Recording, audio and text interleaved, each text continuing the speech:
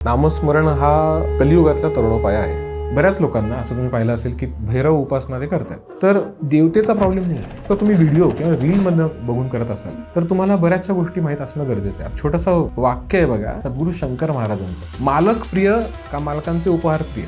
तर सप्तशृंगी देवीला डोळ्यासमोर आणायचं आणि सप्तशृंगी देवी ही कमरेच्या खाली तिने सर्पिणी रूप धारण केलं आहे असं समजायचं. तर ती आहे कुंडलिनी देवी. कुंडलिनी म्हणजे काय? सरस्वती, लक्ष्मी आणि पार्वती या त्रिदेवी, या त्रिशक्ती आहेत. यांचंच एकत्रीकरण त्याला आपण कुंडलिनी म्हणतो. आपलं आराध्य कोण हे कसं ओळखायचं? आपल्याला आपले सद्गुरू किंवा आपलं आराध्य आपल्याला सांगतात साध्य कर, एखादी गोष्ट साध्य कर म्हणजे साधना. कुंडलिनी जागृतीचे किती प्रकार असतात? अखंड नामस्मरण करणं किंवा चक्री पारायणाची पद्धती आपल्याकडे असतील. ध्यान मार्गाने म्हटलं तरी हे सोपं होऊ शकतं. सगळ्यात सोपं चक्र कुठलं आहे? सगळ्यात सोपं मूलाधार चक्र, सगळ्यात पहिलं चक्र ते. मला सांगा, साधना म्हणजे नेमकं काय? त्यामध्ये अभिषेक करणं, षोडशोपचार, पंचोपचार करणं, या पूजा करणं आणि त्या आपण स्वतःला जेवढं शक्य होईल तेवढं पवित्र ठेवणं. सामान्य व्यक्ती साधनेने कुंडलिनी किंवा ही जी चक्र आहेत ही ऍक्टिव्हेट करू शकतो? जे भक्त आहेत त्यांनी केवळ भक्ती करावी आणि समर्पण ठेवावं असं माझं प्रामाणिक मत आहे. बाकी हे जे काही मिळणं न मिळणं जे आहे, आपली पात्रता झाली की आपल्याला सहज प्राप्ती होते.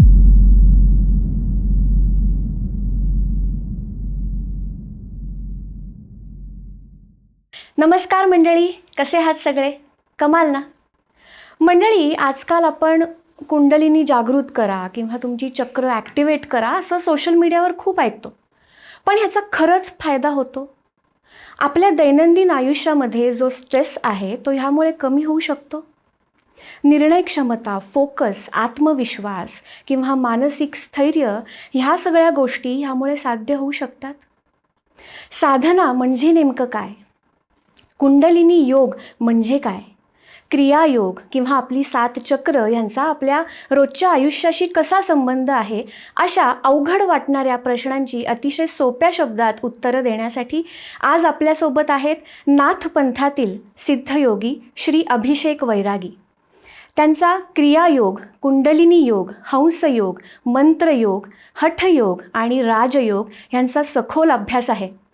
मंडळी, आजच्या भागातून तुम्हाला घेऊन जाण्यासारखं खूप काही असणार आहे, त्यामुळे हा भाग शेवटपर्यंत नक्की बघा. नमस्कार दादा, आजच्या वैचारिक गप्पांमध्ये तुमचं खूप खूप स्वागत. नमस्कार स्वामी शरण. मला सांगा, साधना म्हणजे नेमकं काय? खूप छान सुरुवात झाली आपली. साधना म्हणजे एखादं उद्दिष्ट किंवा आपलं काही ध्येय असेल ते साध्य करण्यासाठी आपण निरंतर कुठले प्रयत्न केले तर त्याला आपण साधना म्हणतो. म्हणजे हे डेफिनेशन झाली. पण मला विचाराल तर माझ्या दृष्टीने मी 2 व्याख्या सांगतो त्याच्या. एक म्हणजे आपल्याला आपले सद्गुरू किंवा आपलं आराध्य आपल्याला सांगतात की साध्य कर, एखादी गोष्ट साध्य कर म्हणजे साधना, ते एक आहे. आणि अजून एक व्याख्या मी याबद्दल अशी लावतो की आपण परमेश्वराचं किंवा आपल्या सद्गुरूंचे साधन होणे म्हणजे साधना, किंवा साधन होण्याचा प्रयत्न करणे म्हणजे साधना. म्हणजे निरंतर आपण त्या अभ्यासात राहिलो की त्यानंतर आपण अशा प्रकारे पात्र व्हावं की ज्याने आपलं आराध्य किंवा आपले सद्गुरू आपल्याला साधन करतील. तर त्या प्रक्रियेला मी साधना असं म्हणतो. अच्छा, मग ही साधना करणं खरंच खूप अवघड असतं? साधना कोणती करतोय यावर हे डिपेंड करतं. म्हणजे जर समजा आपण सद्गुरूच्या सानिध्यात राहून काही साधना शिकलो आणि फक्त सानिध्यात राहून शिकलो असं नाही, पण दीक्षित आपण झालो किंवा त्यांच्याकडनं टेक्निकली सगळ्या गोष्टी समजून घेतल्या आणि सगळ्याचे शास्त्रीय किंवा मानसशास्त्रीय सगळे अर्थ समजून आपण साधना करत असलो तर हे नक्कीच चांगलं. पण एखादी गोष्ट आपण कोणाचं तरी अनुकरण करण्यापुरतं करतोय किंवा ती एखादी आपण सुरुवात केली आहे पण ते अर्धवट सोडून देतोय, असं काय केलं तर ती नक्कीच अवघड आहे. आणि मी छोटंसं एक उदाहरण देतो म्हणजे ह्या प्रश्नाला सुसंगत राहील असं मला वाटतंय. ब्रह्मचैतन्य गोंदवलेकर महाराज यांच्या संबंधित त्यांच्या चरित्रामध्ये एक उल्लेख येतो की गोंदवलेकर महाराजांना बरेच साधक लोक भेटायला यायचे आणि साधक म्हणजे देखील तोच की जो साधना करतो तो साधक. तर एक साधक त्यांना भेटायला आले आणि ते मग मी ते दर्शन घेऊन बसले होते. तर गोंदवलेकर महाराज त्यांना म्हणाले की तुम्ही नाम थोडं कमी करा आणि ही विशेष गंमत वाटेल सगळ्यांना की ज्यांनी नामयोगाचा प्रचार एवढा अविरत आयुष्यभर केला त्यांनी, तर ते असं कसं काय म्हणू शकतात. तर त्यांच्या जवळील काही शिष्यांनी त्यांना विचारलं की तुम्ही असं कसं काय सांगितलं त्यांना की नाम थोडं कमी घ्या. तर मग त्यांनी सांगितलं, गोंदवलेकर महाराजांनी, ज्यांना अर्थातच योगचक्षू होता, त्यांनी सांगितलं की हे जे कोणी गृहस्थ मला भेटले हे संसारी आहेत, गृहस्थ आहेत, हे यांची कामं सगळी दैनंदिन जीवनातली कामं करत होती आणि त्यांचं काय ते नोकरीला होते एका ठिकाणी. आता त्यांची रिटायरमेंट झाली, तर आता त्यांना वेळ मिळाला आहे म्हणून ते आता अचानकच त्यांनी नामस्मरण खूपच वाढवलं आहे प्रचंड. म्हणजे जे आधी अजिबात करत नव्हते ते आता खूप माळा कितीतरी जप करायला लागलेत आणि त्यांचं डोकं दुखतंय. तर ते नाम पचवता देखील आलं पाहिजे असं ते म्हणतात. कारण श्रीराम जयराम जय जयराम, आता हे नुसतं जरी जप म्हटला तरी हा देखील अग्निबीज आहे, हा पचवता आला पाहिजे. सूक्ष्म देहांमध्ये देखील तो आपल्याला पचवता आला पाहिजे. तर हे ते सांगत असताना मग त्यांच्या शिष्यांनी याची शहानिशा करण्यासाठी त्या व्यक्तीला देखील विचारलं बाहेर जाऊन, गोंदवलेकर महाराजांच्या अपरोक्ष, की तुमचं डोकं दुखतंय का? तर ते म्हणाले हो माझं डोकं दुखतंय, मी बोलणार होतं पण मी काय बोललो नाही. तर हे असंच माझं देखील सांगणं आहे की आपल्या सद्गुरूच्या सानिध्यात राहून सद्गुरूच्या मार्गदर्शनाने आपण कुठली साधना करणार असू तर ती खूपच छान. आणि ते अवघड तसं बघायला गेलं तर तसं म्हणजे अवघड नाही आहे. पण होतं काय की आपले भोग किंवा आपल्या मागील अनेक जन्मातले अडचणी आपल्या बाहेर पडायला लागतात, तर ते आपल्याला फेस करता आलं तर साधना नक्कीच अवघड नाही आहे. दादा, सामान्य माणसाला जर आजपासून साधना सुरू करायची असेल तर त्यांनी कशाने सुरू करावी? अर्थातच आपला आता गोंदवलेकर महाराजांचा विषय निघाला त्यावरनं पहिलं मी हेच सांगेल की नामस्मरण हा कलियुगातला तरुणोपाय आहे. आणि त्यामुळे नामस्मरण कशाही प्रकारे तुम्हाला योग्य वाटेल त्या पद्धतीने नामस्मरण करावं. सुरुवातीला नामस्मरण हे वैखरी वाणीने म्हणजे उच्चारण करावं जेवढं शक्य होईल तेवढं, आणि त्याचा स्वर मात्र कमी ठेवावा. स्वर कसा ठेवावा तर आपल्या कानांना ऐकूल एवढा तरी फक्त आपण स्वर ठेवा, खूप मोठ्याने म्हणू नये. मग हळूहळू करत तेच आपण त्याची आवर्तनं भरपूर वाढली, काही महिने गेले की त्यानंतर मध्यमा वाणीमध्ये म्हणजे फक्त ओठ आणि जिभेची हालचाल असं करत करावं. त्यानंतर मग नामस्मरण पश्यंती वाणी म्हणजे मनातल्या मनात. आणि ते देखील कधी जर आपल्याला सद्गुरूकडनं नाम दीक्षा झाली असेल, गुरुमंत्र मिळाला असेल तर अजूनच चांगलं. ते युजली गुरुमंत्र हा मनातच नामस्मरण करतात. आणि अशा प्रकारे तुम्हाला दीक्षा कुठली लागू होते ते आहे. आणि मग हळूहळू करत आपलं जे आराध्य आहे तर त्या आराध्याचं शब्दफोड आपल्या आतमध्ये होते आणि मग आपलं नामस्मरण जे आपण करतो आपल्या आराध्य देवताचं ते मग श्वासामध्ये सुरू होतं, त्याला आपण परावाणी म्हणतो. अजून एक गोष्ट मी सांगेल की नवीन व्यक्ती समजा कोण असतील ज्यांना नामस्मरणाच्याच रिलेटेड अजून एक साधना आहे ज्याला तन्मात्रा साधना म्हणतात. तन्मात्रा म्हणजे पंचतन्मात्रा आपण ऐकले असतील, ज्ञानेंद्रिय ज्यांना आपण म्हणतो.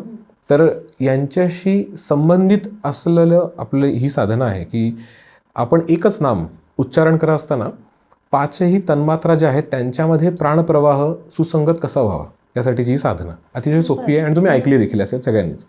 यामध्ये काय आहे की आपण एखादं आपल्याला गुरुमंत्र जर सद्गुरूकडनं मिळाला असेल तर अजूनच चांगलं.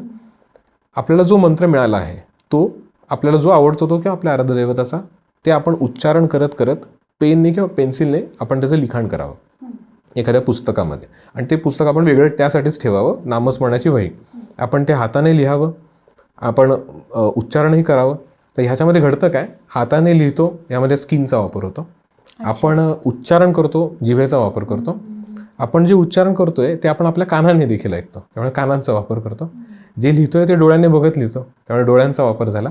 आणि गंमत अशी आहे की ह्या चारही इंद्रियांना आपण एका नामाने आपण ह्यांना बांधलं की पाचवं राहिलेलं एकच इंद्रिय येतं ते म्हणजे नाक, म्हणजे श्वसन. मग श्वसन देखील आपलं डीप ब्रिदिंग आपलं सुरू होतं. त्यामुळे ही एक साधना मला असं वाटतं की जर आपण नवीन असू तर पंचतन्मात्रा ही आपली साधना जी म्हणतात ही अतिशय उपयोगी ठरू शकते सगळ्यांना. तुम्ही आत्ता म्हणालात की तुमचे जे आराध्य असतील तर त्यांची साधना तुम्ही नामजप करू शकता, पण आपलं आराध्य कोण हे कसं ओळखायचं? बरं, खूपच छान प्रश्न आहे. बघा, आराध्य आता ह्याला बेसिक पद्धतीने जाऊ की आपल्याला कोणाबद्दल ओढ वाटते, कुठल्या देवतेबद्दल वाटते. बऱ्याचदा कसं होतं की घराण्यांमध्ये देखील अशा परंपरा असतात, पण आपल्यामधले काही गुण असतात की जसं की समजा काहींना बल उपासना करायला आवडते, मग त्यांना मारुती भक्ती आवडतेच. काहींना थोडंसं ऑकल्ट सायन्समध्ये इंटरेस्ट असतो, मग ते काळभैरव किंवा कालीमाता, महादेव यांची भक्ती त्यांना आवडते. ह्या व्यतिरिक्त आपल्याकडे अजून कुठला उपाय आहे तर ओंकार साधना.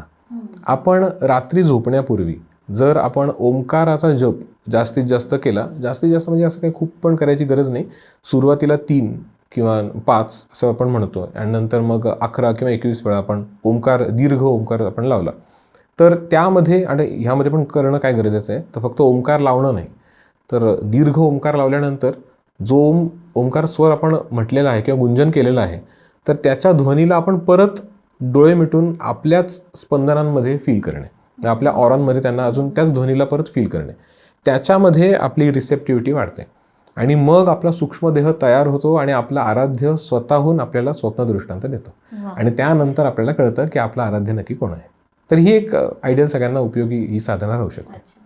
आपण सध्याच्या काळात बघतो खूप स्ट्रेस आहे, तर साधना मनावर नियंत्रण मिळवू शकते, म्हणजे त्याचा प्रॅक्टिकल अर्थ काय? आता जसं तुम्ही म्हणालात की त्या मनावर नियंत्रण, आता ह्याला ना ह्याबद्दलचे एक छोटेसे उल्लेख याच्यामध्ये भगवद्गीतेमध्ये आहेत बघा, अजून भागवतामध्ये आहे, रामचरितमानसमध्ये देखील सांगितलं आहे की षडविकार तुम्ही ऐकले असतील, षडरिपू आपण ज्यांना म्हणतो, तर यांच्यावर देखील ते म्हणतात बघा की काही जणांचं मत आहे की त्यांना दमन करणे आणि काहींचं मत आहे त्यांना नियंत्रित करणे. माझ्या मते मी म्हणतो की नियंत्रित करणे जास्त चांगलं. मग ह्याच्यात फरक पण सांगतो पटकन. कसं होतं की षडरिपू म्हणजे काम, क्रोध, लोभ, मोह, मद, मत्सर. तर यांचा आता प्रत्येकाचा जर अर्थ आपण काढला तर काम म्हणजे कामना, पण काम म्हणलं तर दोन्ही अर्थ, म्हणजे कामना पण आहे आणि वासना पण झाली. पण जर समजा यांचं आपण पूर्णपणे दमनच केलं तर मग संसारी व्यक्तीने हे करणं योग्य नाही आहे, पण यांना नियंत्रित तो करू शकतो. हा एक मुद्दा आहे. काम, क्रोध ही असं पण म्हणू शकत नाही की आपल्यावर कुठेतरी संकट आलं आहे आणि आपण त्यावेळेला क्रोध करायचा नाही, असंही नाही होऊ शकत आहे. आपण क्रोध नियंत्रित ठेवू शकतो की समजा आपल्यावर काही अडचण आली त्यावेळेला तो बाहेर येतो, पण एरवी तो नाही येते. त्यामुळे इथंही नियंत्रण महत्त्वाचं आहे. काम, क्रोध, लोभ आणि मोह. आता ह्याच्यामध्ये पण कसं आहे, लोभ तर खरं ठेवूच नाही कशाचा, पण आपल्या हक्काचं जाणार नाही याची तर आपण काळजी घेतली पाहिजे, त्यामुळे नियंत्रित ठेवणं गरजेचं आहे. आणि लोभ हे मटेरियलिस्टिक म्हणजे सगळ्या गोष्टींबद्दल असतं, पण मोह जो असतो तो इमोशनल स्टेटवरती आहे. त्यामुळे इथे देखील सेम नियंत्रित आपण स्वतःला ठेवणं. काम, क्रोध, लोभ, मोह, मद आणि मत्सर. मद म्हणजे आपण म्हणतो की आळस, तर आळस तर नाहीच असला पाहिजे, असं अर्थातच नाही पाहिजे. पण ह्याचा अर्थ असा देखील नाही की आपण ओव्हर ॲक्टिव्ह राहणे, की अजिबातच स्वतः कुठलेही आपण रेस्ट न होणे, स्वतःला हिलिंग आपलं न करणे आणि आपण कॉन्स्टंट करत राहणे, हे देखील नको आहे. आणि शेवटी येतो मत्सर तर नाहीच पाहिजे. मत्सर म्हणजे जेलसी, ती पण नको आहे. त्यामुळे मी मगाशी काय ग्रंथांचा उल्लेख केला, यामध्ये दिल्याप्रमाणे जर आपण या षडविकारांना नियंत्रित केलं तर फार चांगलं. तर हे शेवटी तेच की ह्या साधना ज्या आहेत, आपण ज्या कुठल्या साधना करतो, मगाशी मी उल्लेख केल्याप्रमाणे पंचतन्मात्रा साधना देखील, त्या आपल्याकडनं ज्या गोष्टीने पाप घडतात, ज्या साधन पाप घडण्याचं काय आहे तर इंद्रिय आहे. तर त्या इंद्रियांना जर आपण संयमित ठेवलं तर साधना आपल्याला मदत करते ह्यामध्ये. मग आपलं मन तसंही नियंत्रित होतंच 100%. आपण ध्यान करतो किंवा योग करतो, रोजची पूजा असते, ह्या सगळ्यापेक्षा साधना वेगळी कशी? हे बघा, ध्यान साधना किंवा योग साधना ह्या साधना होऊ शकतात, किंवा मंत्र साधना, नामसाधना या साधना आहेत. पण पूजा हा उपचारांचा भाग आहे. पूजा यामध्ये पंचोपचार, षोडशोपचार असे उपचार आहेत. म्हणजे हे काय आहे तर आपण आपल्या आराध्यप्रती, आपलं किंवा इतर कुठलेही देवता असेल तर त्यांच्याप्रती आपला एक जिवंत भाव आपल्या मनामध्ये आपण आणतो. आणि अर्थातच ती मूर्ती प्राणप्रतिष्ठित असावी, म्हणजे मूर्तीचं करत असो आपण तर. आणि मग आपण हे प्रकारे उपचार करतोय, हा आपल्या प्रेमाचा भाग आहे. म्हणजे आपल्या प्रेमाच्या दृष्टीने आपण त्यांना कसं करावं हे आपल्यावर डिपेंड करतं. पण साधना हा जो भाग आहे, आता समजा तुम्ही उल्लेख केल्याप्रमाणे तर योग आहे, योग साधना होऊ शकते. योग मार्गामध्ये अनेक प्रकारच्या साधना दिलेल्या आहेत. तसंच बेसिक आपण म्हटलं तर मग नामसाधना होऊ शकते, नामस्मरणाची. ह्याच्यामध्ये पण अनेक प्रकार आहेत नामस्मरणाचे. आणि जपयोग वेगळा आहे, ज्यामध्ये संकल्पित जप असतात, पण त्यामध्ये कुठल्या स्वरामध्ये जप करायचा वगैरे ह्या सगळ्या गोष्टी असतात. असे साधना वेगळी राहतेच या बाबतीत. कारण साधनेमध्ये शेवटी मी सुरुवात केल्याप्रमाणे की आपल्याला काहीतरी उद्दिष्ट साध्य करायचं आहे. पण अर्थातच की आपल्याला स्वतःवर म्हणजे स्वतःला नियंत्रित देखील करायचं आहे, हे देखील महत्त्वाचं आहे. पण पूजा हा भाग वेगळा आहे साधनेपेक्षा. एखाद्या माणसाने नियमित साधना केली आहे, तो निरंतर अगदी न चुकता गोष्टी करतोय, तर त्याला होणारे 3 मुख्य फायदे काय आहेत आत्ताच्या मटेरियल जगात? ओके, अगदीच म्हणजे सर्वसामान्य व्यक्ती की जो नव्याने येतो यामध्ये. बरं, नव्याने जरी कोणी आलं ह्यामध्ये, तर सगळ्यात पहिलं मी म्हणेल की त्यांचे आभामंडल स्वच्छ होतात. आभामंडल ज्याला आपण ऑरा म्हणतो सोप्या भाषेत. तर त्यांचे आभामंडल किंवा ऑरा यांचे ब्लॉकेजेस पहिले जे असतील तर ते पहिले त्याचा निचरा होणार. आपल्यामध्ये ना जडत्व भाव असतात बऱ्याच लोकांमध्ये. असे काही लोक असतात बघा की ज्यांना भेटल्यानंतर आपल्याला खूपच ड्रेन फील होतं. हो, ड्रेन फील होतं. आणि काही लोक असे असतात की ज्यांना भेटल्यानंतर आपल्याला आपण आपोआप हील होतो, हे असं पण होतं. तर त्या व्यक्तीच्या सानिध्यात आल्यानंतर आपले ऑरा जे असतात ते आपले म्हणजे आपलं अस्तित्व एवढ्या पुरतं शरीरापुरतं नाही आहे.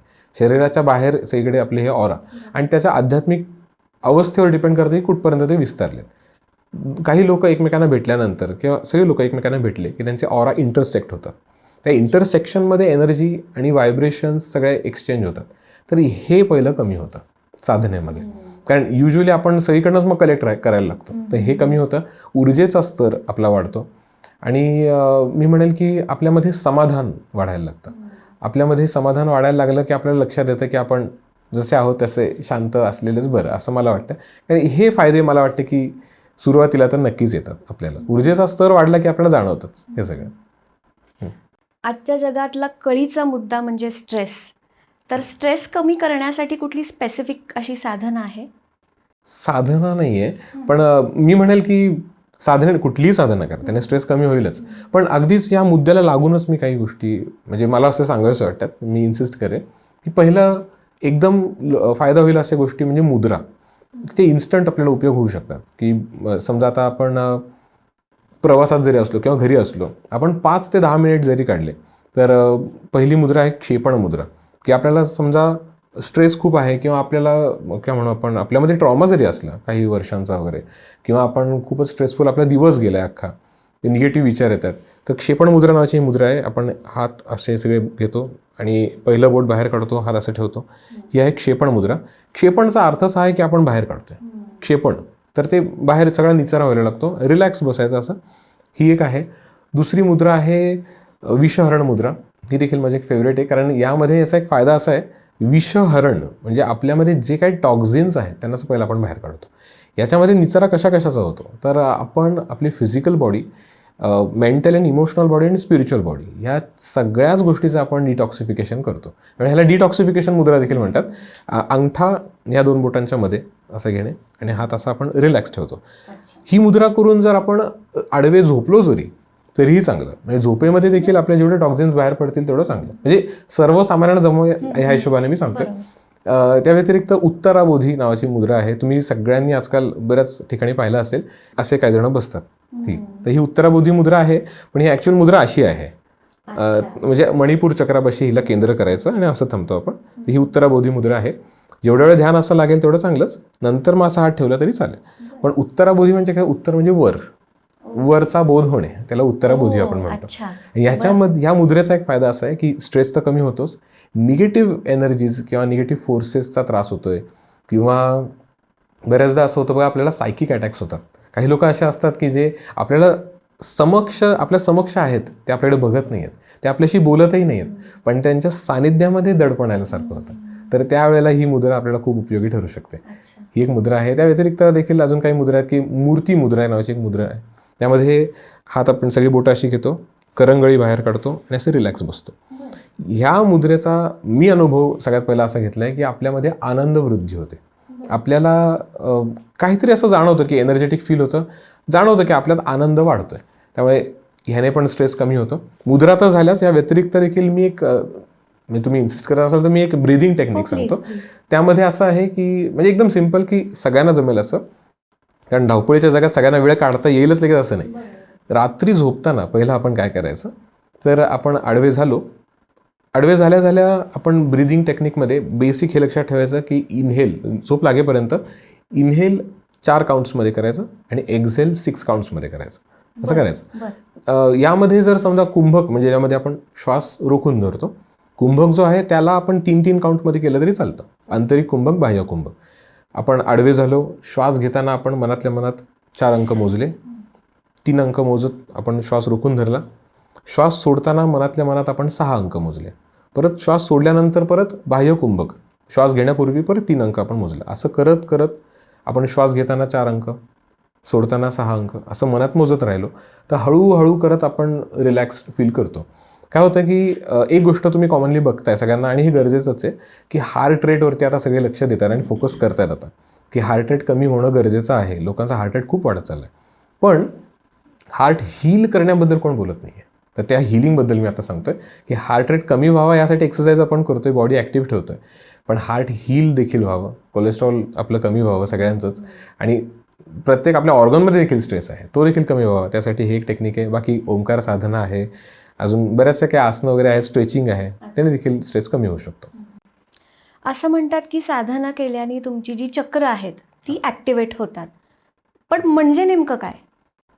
काय होतं की जसं मगाशी मी ऑरांचा विषय काढला, आपले आभामंडल जे आहेत ते स्पंदनं रिसीव्ह करायला लागतात, रिसेप्टिव्हिटी वाढते, आणि मग सगळे व्हायब्रेशन्स जे आपण ज्या प्रकारे, आता कसं होतं की आपण जे बोलू, आपण ज्या शब्दांचं उच्चारण करू त्याच्यामध्ये देखील 3 गुण असणार आहेत. प्रकृतीमध्ये प्रत्येक वस्तू, जीव सगळ्यांना 3 गुण आहेत, सत्व, रज, तम.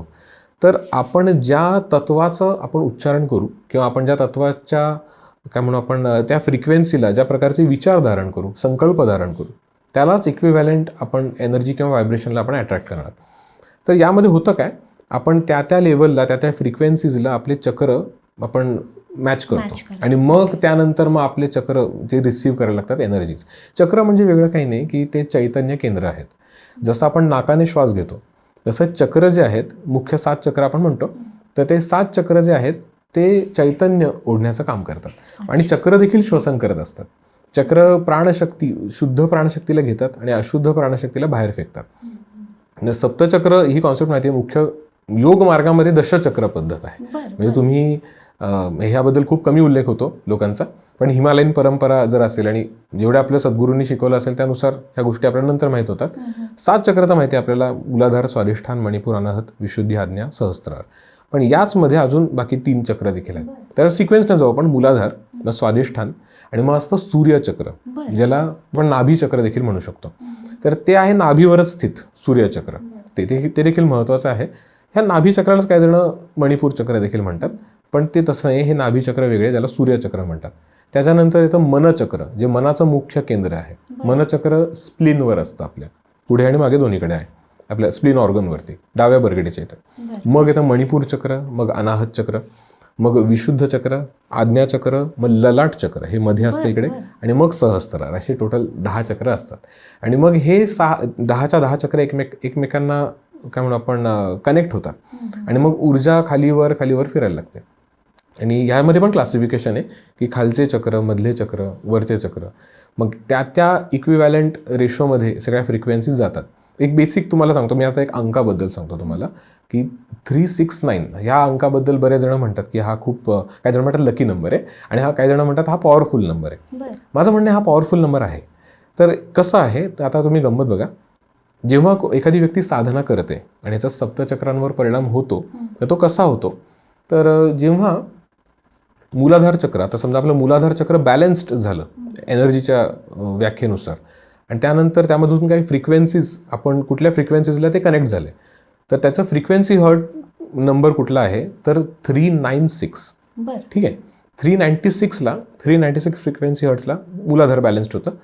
तसंच अनाहत चक्र, आता मी हे खालचं चक्र सांगितलं, आता मधलं चक्र म्हणजे अनाहत चक्र हे 693ला फ्रिक्वेन्सी हर्ट्सला बॅलन्स्ड होतं. इथे पण 369 आलं. आणि त्याच्याच आता एकदम टॉपचं वरचं सहस्त्रार चक्र हे 963 फ्रिक्वेन्सी हर्ट्सला ते बॅलन्स्ड होतं. आणि अजून एक गंमत तुम्हाला सांगतो, ऑरा, आपले जे कम्प्लीट ऑरा म्हणजे inner health aura, outer aura, हे सगळे ऑरा एकदम न्यूट्रलाइज झालेत की ज्यामध्ये जडत्व काही नाही आहे, तुम्ही फ्री आहात, माइंडमध्ये काहीच विचार नाही. त्यावेळेला बऱ्याच जणांचे ऑरा जे असतात त्याबद्दल काही जण, म्हणजे अशी एक व्याख्या, काही जण टर्म असं काही जण लावतात त्याला, की ऑरा इज इक्विव्हॅलंट टू 369 असं काही जण म्हणतात. तर 369 हा पण एक फार जादुई नंबर आहे असं माझं म्हणणं आहे. की अशा प्रकारे अंक देखील आपल्याला साथ देतात आणि होतं हे मॅच होतं आणि मग हळूहळू आपल्याला जसं असं सगळं आपलं आयुष्य हार्मोनियस वाटायला लागतं. ह्या 7 चक्रांवर असं म्हणतात की विशिष्ट देवता विराजमान असतात, तर त्या कुठल्या आहेत? मूलाधार चक्र यामध्ये गणपती देवतेचं अधिष्ठान आहे.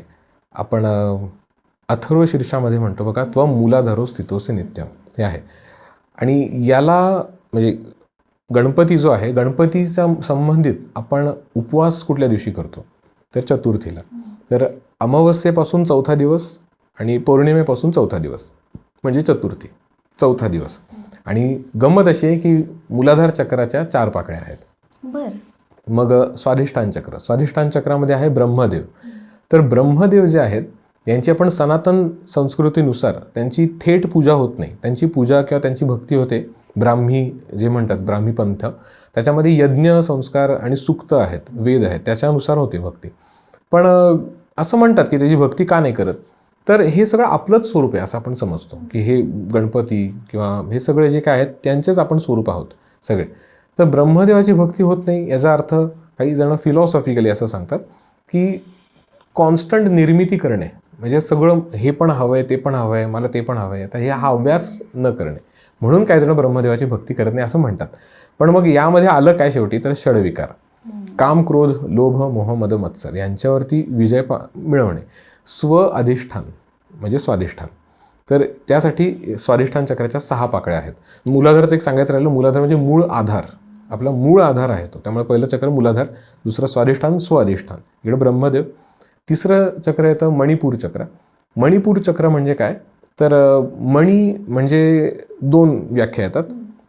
मणी म्हणजे रत्न आणि किंवा रत्नाचं केंद्र, किंवा मग काही ठिकाणी येतं की अग्नी केंद्र आणि म्हणजे मणिपूर चक्र. तर मणिपूर चक्र जे आहे त्याच्यामध्ये आहे विष्णुदेव. भगवान विष्णूंचे 10 अवतार आहेत. तर 10 अवतारांचं प्रतीक म्हणून मणिपूर चक्राला 10 पाकळ्या आहेत. आणि गंमत बघा, मगाशी मी सांगितलं तसं अग्नी केंद्र जर आपण म्हटलं तर आपल्याला जी भूक लागते तर ती जठरामध्ये जाणं लागते आणि जठराच्याच बरोबर स्थानावरती आपलं मणिपूर चक्र आहे. त्याच्यावर आहे अनाहत चक्र. अनाहत चक्र जे आहे त्यामध्ये भगवान शंकरांचा वास आहे. भगवान शंकरांचे 12 ज्योतिर्लिंग आहेत. तर 12 ज्योतिर्लिंगांचं प्रतीक म्हणून अनाहत चक्राला 12 पाकळ्या. मग त्याच्यावर आहे विशुद्ध चक्र. विशुद्ध चक्राबद्दल गंमत आहे की काही जणांचं मत आहे की तिकडे इंद्रदेव यांचा वास आहे, काही जणांचं मत आहे तिकडे कृष्णाचा वास आहे. तर बऱ्याचशा योगिक परंपरेमध्ये असं मानतात की जेव्हा आपण सद्गुरूकडनं कुठलीही साधना घेतो किंवा सद्गुरूकडनं दीक्षा प्राप्त करतो तर त्यावेळेला आपल्याला ही बाधा राहत नाही. आपण शरीर देखील बघितलं तर ही बॉटल नेक झालं आपलं आणि इकडून वरचा मार्ग थोडासा बारीक झाला. म्हणजे सगळ्यांनाच हे शक्य होईल असं नाही. तर इथे मग होतं काय तर इंद्रियजय, इंद्रदेवता जो आहे तर ते आहेत इंद्रियांचं दैवत. म्हणजे इंद्रिय जय झाल्यानंतर मग आपल्याला इथून वरचा मार्ग सुलभ होतो. त्याच्या जागी मी कृष्णाचा उल्लेख करेल की कृष्णाच्या 16,000 गोपिका किंवा षोडश कला परिपूर्ण कृष्ण आपला. तर त्यामुळे आपल्या विशुद्ध चक्राला 16 पाकळ्या आहेत. आणि मग वर येतो आज्ञाचक्र. आज्ञाचक्र हे गुरुतत्वाचं केंद्र म्हणजे किंवा दत्तात्रय यांचं आपण स्थान म्हणू शकतो. याला 2 पाकळ्या आहेत. त्याला बीज आहे हम आणि क्षम आणि मध्ये आहे द्राम, हा बीज आहे. इकडे दत्तात्रयांचं स्थान आणि किंवा मी याला असं म्हणतो की हे अनघा दत्तात्रयांचं स्थान. त्यामुळे याला 2 पाकळ्या आणि तेच इथेच आपलं सगळं जंक्शन होतं 3 नाड्यांचं, मुख्य 3 नाड्या. त्यामुळे याला 2 पाकळ्या. आणि वर आहे सहस्त्रार चक्र. सहस्त्र म्हणजे 1000, अरा म्हणजे पाकळ्या. तर 1000 पाकळ्यांचं चक्र म्हणजे विश्वरूपाचं स्थान. विश्वरूप जे आपण जाणतो सगळे की अर्जुनाला जे कृष्णाने रूप दाखवलं ते विश्वरूप. ओम नमोस्त्वनंताय सहस्त्रमूर्तये सहस्त्रपादाक्षी शिरोरुबाहवे सहस्त्र नामने पुरुषाय शाश्वते सहस्त्र कोटी युगधारिणे नमः. ज्याची सहस्त्र मुख, सहस्त्र पाय, सहस्त्र हात आहे, सहस्त्र नामांनी त्यांचा जयघोष केला जातो, तर त्यांना आपण नमन करतो. म्हणजे थोडक्यात मी अर्थ सांगितला. तर ते विश्वरूप त्यांचं हे सहस्त्रार चक्राचं स्थान आहे. तर अशा प्रकारे हे सगळे देवता आपल्यामध्ये असतात आणि ह्याचे तत्व देखील असतात. मग ह्या चक्रांचे म्हणजे जेव्हा हे ॲक्टिवेट होतात तर याचे शारीरिकदृष्ट्या कसे कसे फायदे असतात? इंटरडिपेंडंट गोष्टी आहेत. म्हणजे साधना केली आणि मग शारीरिक फायदे झाले असं नाही म्हणता येणार. पहिलं आपल्याला काही म्हणजे अष्टांग योग पद्धत जर बघायला गेलो आपण तर अष्टांग योगानुसार सगळ्यात पहिलं येतं यम, नियम मग आसन आणि मग प्राणायाम. पहिलं आसन करणं आहे म्हणजे फिजिकल एक्सरसाइज आपल्याला, आसन आहे, मग प्राणायाम आहे, त्यानंतर प्रत्याहार, मग ध्यान, मग मग मग धारणा, मग ध्यान, मग समाधी. त्यामुळे लगेचच ध्यान होणार नाही. पहिलं आपल्याला बॉडी ॲक्टिव्ह ठेवणंही गरजेचं आहे, हार्ट रेट आपला कमी होणं गरजेचं आहे. त्यामुळे जर तसं आपण करत असू तर सप्तचक्रांपैकी पहिलं मूलाधार चक्र हे लगेच ॲक्टिव्ह होतं, एकदम सिम्पल आहे त्या बाबतीत ते. आणि मणिपूर चक्र म्हणजे आपली भूक कंट्रोलमध्ये येते, ॲपेटाईट आपला चांगला होतो त्या बाबतीतला, ते एक आहे. शारीरिक स्तरावर म्हणाल तर ह्या सगळ्याचाच काही ना काहीतरी रोल प्ले आहे. पाठ करण्यावरती देखील रोल प्ले यांचा मूलाधार चक्राचा आहे, मागच्या मणिपूर चक्राचा देखील आहे. विशुद्ध चक्राचा म्हणाल तर आपले जे ग्लँड्स आहेत, आपल्यामध्ये अनेक प्रकारचे ग्लँड्स आहेत. म्हणजे जर ॲड्रिनल ग्रंथी, आपण ॲड्रिनल ग्लँड्स आहेत, पिट्युटरी ग्लँड, अजून पिनियल ग्लँड, थायमस ग्लँड, मधले काय काय ग्लँड्स मला आता लक्षात येत नाहीत, पण थायमस ग्लँड एक आहे. तर ह्या ज्या ग्लँड्स आहेत त्यांचा संबंध देखील येतो विशुद्ध चक्राशी, स्वादिष्टान चक्राशी येतो.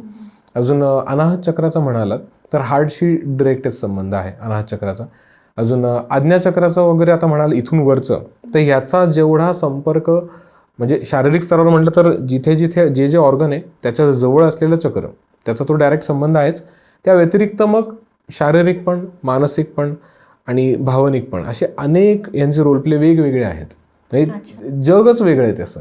कारण शारीरिक आपण जे स्थूल हे जे जग बघतोय त्या व्यतिरिक्त मानसिकमय, भावनिकमय, आध्यात्मिकमय अशी देखील सृष्टी आहे, प्राणमय सृष्टी देखील आहे. तर आपण अतिशय रहस्यमय जीवन जगतोय सगळेजण, कारण एकाच वेळेला अनेक प्रकारचे जग आपण एकाच वेळेला अनुभवतो. त्यामुळे योग मार्ग ह्या बाबतीत आपल्याला खूप फायदेशीर ठरतो. तर शारीरिकदृष्ट्या बघायला गेलं तर ह्या सगळ्यामध्येच बदल होतोच. पण मला लक्षात येत नाही की अजून नक्की काय काय सांगू, कारण ह्या खूप गोष्टी आहेत, ह्यामध्ये संपणार तुम्ही नाही. जे म्हणालात ना त्याविषयी थोडं सांगाल की यम नियम ह्या गोष्टी? अष्टांग योग, यम नियम, आसन, प्राणायाम, प्रत्याहार, धारणा, ध्यान, समाधी.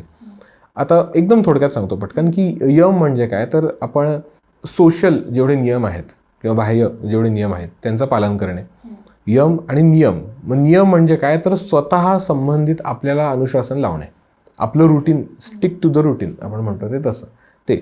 आणि त्यानंतर मग येतं आसन म्हणजे बॉडी ॲक्टिव्ह ठेवणे. म्हणजे शारीरिक स्तरावर म्हटलं तर आपण त्याचा निचरा करणे पूर्ण. याच्यामध्ये अनेक गोष्टी येतात, म्हणजे फक्त आसन करणं हे नाही येत, तर एक्सरसाइज करणं येतं. आणि त्या व्यतिरिक्त बॉडी ॲक्टिव्ह ठेवण्यामध्ये ज्या ज्या गोष्टी असतील की आता समजा शंख प्रक्षालन प्रक्रिया नावाची प्रक्रिया आहे, ज्यामध्ये आपण पाणी आणि मीठ हे असं मिक्स करून थोडं थोडं मध्ये सिप आपण पितो. आणि त्यानंतर काही विशिष्ट आपण आसन करत राहिलो की त्यानंतर मग आपलं डिटॉक्सिफिकेशन होतं पूर्ण, सगळे टॉक्झिन्स बाहेर पडतात. तर हा देखील आसनमधला भाग झाला. यम नियम आसन. मग प्राणायाम. प्राणायाममध्ये अष्टप्राणायाम मुख्य आहेतच, त्या व्यतिरिक्त अनेक प्राणायाम आहेत की ज्यामध्ये कुठली नाडी आपण ॲक्टिव्ह करतोय. तर ह्या सगळ्या नाड्यांना आपण ॲक्टिव्ह करून मग विशिष्ट पद्धतीने प्राण म्हणजे प्राणशक्ती आणि आयाम म्हणजे त्यांना एका विशिष्ट सांगडीमध्ये घालणे किंवा एका विशिष्ट पद्धतीने त्यांना कॅप्चर करणे किंवा फ्लोमध्ये ठेवणे, तर त्याला प्राणायाम म्हणजे प्राणायाम म्हणतो. श्वास आणि प्राण ह्या गोष्टी वेगळ्या जरी असल्या तरी एकत्रच आहेत, एकत्रच फ्लो होतात, त्यामुळे ह्यांना कंट्रोलमध्ये ठेवणे. मग त्याच्या पुढे येतं प्रत्याहार. प्रत्याहारमध्ये आहाराचा पण संबंध येतो आणि त्या व्यतिरिक्त काही बेसिक काही गोष्टी सांगितलेल्या की सद्गुरूने समजा काही विशिष्ट गोष्टी तुम्हाला पाळायला सांगितल्या असतील तर त्या प्रत्याहारमध्ये येतात. आहारही येतो आणि त्या व्यतिरिक्त बाकी प्रत्याहारातल्या काही गोष्टी येतात. प्रत्याहार. मग धारणा म्हणजे आपल्यामध्ये ऊर्जेचं केंद्र जे आहेत म्हणजे सप्तचक्र, त्या व्यतिरिक्त शरीराची काही स्थानं ज्यामध्ये ऊर्जा त्या पद्धतीने ती ॲब्झॉर्ब करणे, धारणा.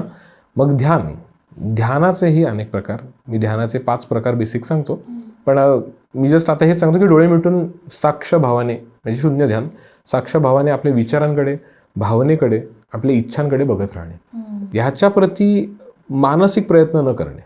प्रयत्न आपले शारीरिक असावे, मानसिक नाही करावे. म्हणजे मी एक उदाहरण देतो तुम्हाला की एखाद्या व्यक्तीने समजा तो एक्झामला गेलेला आहे आणि एक्झाममध्ये त्याने तो पेपर वगैरे चांगला गेला किंवा वाईट गेला, कसं आहे, चांगला जरी गेला किंवा वाईट जरी गेला तर त्याचं कर्तव्य हे होतं की आधी अभ्यास करणे आणि त्यानंतर पेपर झाल्यानंतर विचार न करणे. पण बऱ्याच जणांचा हा एक प्रॉब्लेम असतो की घडल्यानंतर ते कॉन्स्टंट विचार करतात की माझं हे चुकलं का, मी हे नव्हतं करायला पाहिजे का, असं का केलं. तर जे घडलेलं आहे आणि आत्ता जे तुम्ही करताय तर ह्याचा काही उपयोग नाही आहे. पण तुम्ही आता जे प्रयत्न करताय किंवा आता तुम्ही जे कर्म करताय तर ते मानसिक झाले, त्याचा उपयोगच नाही. तर हे थांबवणे, वेळच थांबवणे. तर हे शिकतो आपण ध्यानामध्ये. आणि मग येते समाधी. म्हणजे आपलं आराध्य म्हणू, आता जे आराध्य नाही मानत हरकत नाही, काही जण शून्यवादी असतात, तर तुम्ही परमशून्याला विलीन होणे किंवा ब्रह्मांडीय तत्वाला एकीकरण, तुमचं एकत्रित होणे, तुमची प्राण ऊर्जा तशी प्रवाहित होणे, त्याला आपण समाधी म्हणतो. मग झालं, म्हणजे थोडक्यात योग मार्गामध्ये म्हणाल तर मूलाधारपासून आपली प्राण ऊर्जा ही सहस्त्रारपर्यंत जाऊन ब्रह्मरंध्राला छेदते, तर त्याला आपण समाधी असं म्हणतो. आजकालचा खूप कुतूहलाचा एक प्रश्न म्हणजे कुंडलिनी म्हणजे काय? कुंडलिनी, मी ज्या परंपरेतनं आलोय त्या परंपरेतली मी व्याख्या सांगतो. अगदी सोपी व्याख्या आहे, अजिबात अवघड नाही. पहिलं म्हणजे मी कुंडलिनीचा आध्यात्मिक स्पर्श आणि त्यानंतर कुंडलिनी असं सांगतो. ओम जो आहे, ज्याला ओमकार म्हणतो आपण किंवा ओम जो आहे तोच परमात्मा आहे. तोच एक मूळ ध्वनी आहे. त्या ध्वनीमधूनच सगळ्या ब्रह्मांडांची उत्पत्ती झालेली आहे. तर हा जो मूळ तत्व असलेला ओमकार जो आहे, ज्याला आपण परमेश्वरही म्हणतो किंवा आपल्या आराध्याच्या नावाने ओळखतो, हा ओमकार हा ना स्त्री आहे, ना पुरुष, ना नपुंसक, याला लिंगच नाही आहे. हाच तरी देखील आपल्यासाठी हा 2 भागांमध्ये विभक्त होतो. तर यालाच काही जण पदार्थ आणि गुण म्हणतात किंवा एनर्जी अँड सबस्टन्स म्हणतात काही जण. तर यालाच आपण परब्रह्म आणि पराशक्ती म्हणतो. परब्रह्म आणि पराशक्ती जे आहेत हे देखील, म्हणजे परब्रह्म पराशक्ती हे काही जण शिवशक्ती म्हणतात, हेच पुरुष तत्व, एकाच ओंकाराने पुरुष तत्व आणि स्त्री तत्व धारण केलंय. हेच परब्रह्म पराशक्ती पुढे 3 भागात बेसिकली विभक्त होतात, ज्याला आपण त्रिदेव आणि त्रिदेवी म्हणतो. आणि त्रिदेवांव्यतिरिक्त परब्रह्माने अजून बाकी रूपं धारण केले, ज्याला आपण गणपती, कार्तिक स्वामी आणि अय्यप्पा स्वामी असं म्हणतो. तर एकच परब्रह्म या भागामध्ये आणि एकच पराशक्ती 3 भागामध्ये विभक्त होते. तर ती विभक्त झालेल्या त्रिदेवी किंवा हे त्रिदेव यांनाच आपण आपल्या आतमध्ये दर्शन घेतो. जसं आता मगाशी मी तुम्हाला चक्रांमधले देवता सांगितले, हे सगळे तर आपल्या आत आहेतच. आणि त्या व्यतिरिक्त आता हे ज्या मी त्रिदेवींबद्दल सांगितलं, याच त्रिदेवी परत एकत्रीकरण करतात, ज्या पराशक्तीचं रूप धारण करतात. आणि आपल्याबरोबर, आपल्यासह जन्माला आलेला हा योग म्हणजेच कुंडलिनी योग किंवा सहज योग पण म्हणतात कुंडलिनी योगाला, यामध्ये ही पराशक्ती सर्पिणी रूपामध्ये आपल्यामध्ये असते. अगदी सोप्या भाषेत सांगायचं म्हटलं तर सप्तशृंगी देवीला डोळ्यासमोर आणायचं आणि सप्तशृंगी देवी ही कमरेच्या खाली हिने सर्पिणी रूप धारण केलं आहे असं समजायचं. तर ती आहे कुंडलिनी देवी. तर कुंडलिनी ही देवी आहे त्रिशक्ती रूपिणी.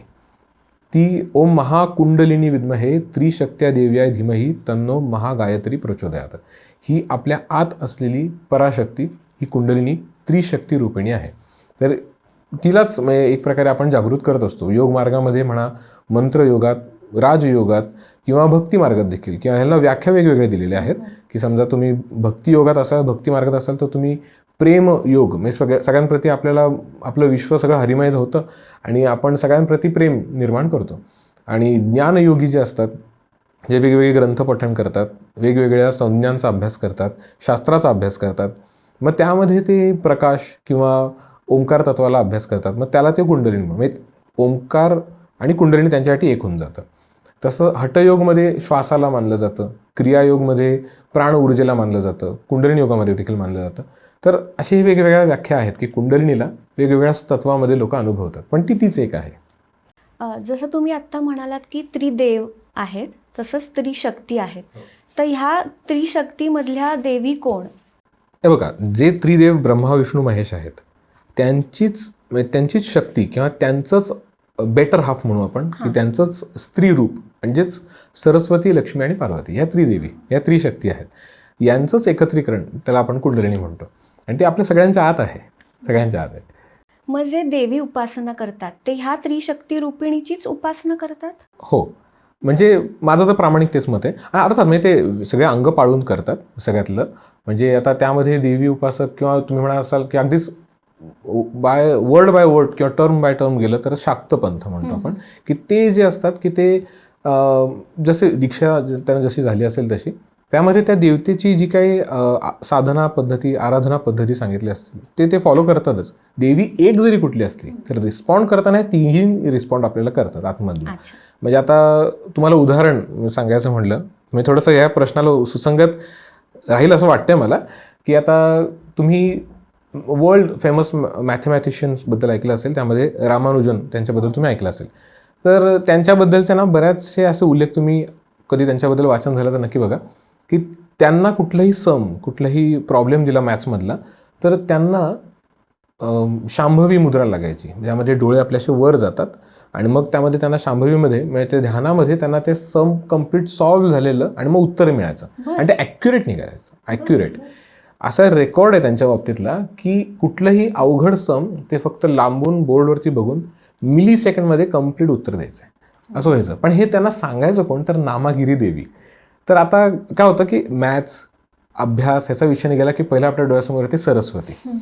अर्थात सरस्वतीची कृपा असतेच, प्रश्नच नाही, पण ही नामागिरी देवी मात्र महालक्ष्मी आहे. तर ती म्हणजे त्यांची ती ग्रामदैवत होती का कुळदैवत होती मला आठवत नाही नीट, पण ती देवी ती मात्र ती लक्ष्मीची नरसिंहाची बेटर हाफ किंवा अर्धांगिनी म्हणजे ती नामागिरी देवी, ती तर रिस्पॉन्ड करत होती. दुसरं अजून तुम्ही तेनाली रामानंदबद्दल ऐकलं असेल. तेनाली रामा जे होते त्यांनी देखील महाकालीची उपासना केली. महाकालीची उपासना केल्यानंतर महाकाली त्यांच्या समक्ष प्रकट होऊन तिने 2 ऑप्शन्स ठेवले त्यांच्या पुढे, की तिने पायस म्हणतात काही जण, काही ठिकाणी म्हणतात खीर. खीर म्हणजेच पायस. त्यात 2 हातांमध्ये होती. तर उजव्या हातातली घेतलीस आणि प्राशन केलंस तर तुला विद्या पूर्ण प्राप्त होईल, आणि डाव्या हातातली प्राशन केलं तर तुला संपत्ती आणि हे सगळं प्राप्त होईल आणि नाव लौकिक प्राप्त होईल. तर तुला काय हवंय? त्यांनी दोन्ही घेतलं आणि दोन्ही प्राशन केलं. तर देवी त्यांना असं काही जण उल्लेख करतात की रागवली, काही जण म्हणतात की ठीक आहे तिने सोडून दिलं.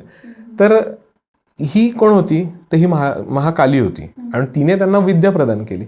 असे उदाहरण अजून एक वेगळं उदाहरण देतो, म्हणजे थोडं जस्ट मला वाटतं सांगावं म्हणून म्हणतो की लोकांना पण एक वेगळी इन्फॉर्मेशन लक्षात येईल. अग्रसेन, महाराजा अग्रसेन नावाचे एक राजा होते. त्यांनी महालक्ष्मीची उपासना केली आणि महालक्ष्मीची उपासना करून मग महालक्ष्मी प्रसन्न होऊन तिने वरदान मागितलं.